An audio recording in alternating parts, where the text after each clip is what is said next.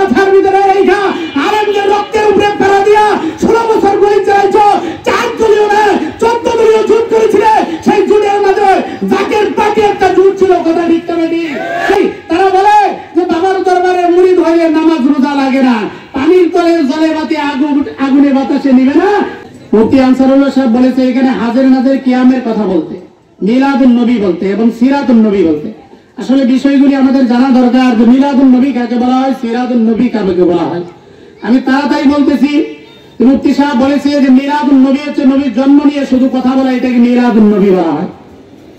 আর সিরাতুন নবী বলা হয় নবী সাল্লাল্লাহু আলাইহি সাল্লামের 40 বছর জিন্দেগির পরে 63 বছর পর্যন্ত রাসূলের 23 বছর জীবন গেছে। এই 23 বছরের জিন্দেগিটা আগে 2 ভাগে বিভক্ত করা হয়েছে। এক ভাগের জীবন হলো রাসূলের জন্য খাস, এক ভাগের জিন্দেগির ভিতরে কিছু আমল হচ্ছে রাসূলের জন্য খাস, সেটা কোনো উম্মত করা তার জন্য হারাম উম্মত করতে পারবে না। আরেক ভাগের জিন্দেগির ভিতরে আল্লাহ রাসূল যে সমস্ত জিনিস বলে গেছে সেগুলি গোটা উম্মত কিয়ামত পর্যন্ত যারা আসবে তাদের জন্য অনুসরণ এবং অনুকরণের যোগ্য।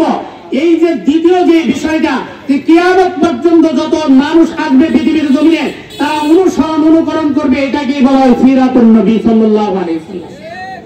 আর মিলাদুন নবী বলা হয় শুধু জন্ম নিয়ে। আপনি জানেন সিরাতুন নবী ফরজ, সিরাতুন নবী ফরজে কিফায়া, সিরাতুন নবী ওয়াজিব, সূরাতুন নবী এরকম সুন্নাত, সিরাতুন নবী মুস্তাহাব, সিরাতুন নবী ফরজে আইন।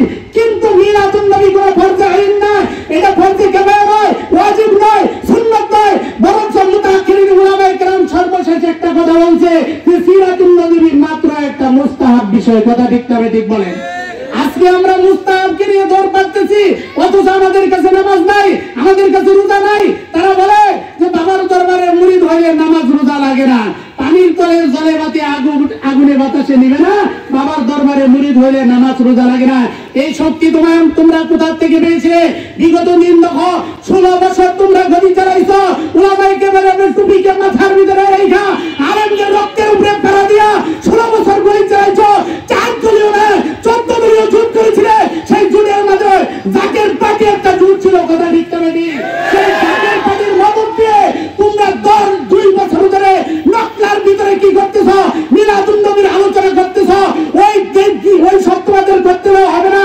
2 বছর ধরে তোমরা র্যালি করো, র্যালি করার পর দেখা যায় নকলার মুক্ত মঞ্চের ভিতরে যায় কুমল মনা যেরকম ছেলেরা হাফেজ পুরা কলমের ভিতরে যাদের কোরআন শরীফ আছে, মুফতিয়ানে কেরাম, মুহাদ্দিস কেরাম, মুহাদ্দিস এবং কি মুহতামিমদের বিরুদ্ধে তোমরা সেইখানে গত বছর আলোচনা করছো। আমি নিজের তারাই সেইখানে শুনছি। তোমরা মনে করছো তোমাদের ওই ভারতের মদতদাতা সরকার এখনো আছে, কথা বলা আছে। উলামায়ে কেরাম, আমি আপনাদেরকে একটা কথা ইঙ্গিত দিয়ে দিচ্ছি ইনশাআল্লাহ। দেখেন হুজুর সাল্লাল্লাহু আলাইহি সাল্লামের যখন সাহাবায়ে কেরাম প্রথম রক্ত ধরতে সাহাবায়ে কেরাম রাসূলের কাছে আসে, রাসূল বলছে শুনে রাখো যে জমিনে ঈমানওয়ালা রক্ত ধরতে এই জমিনে ইসলামী হুকুমত প্রতিষ্ঠিত হবে।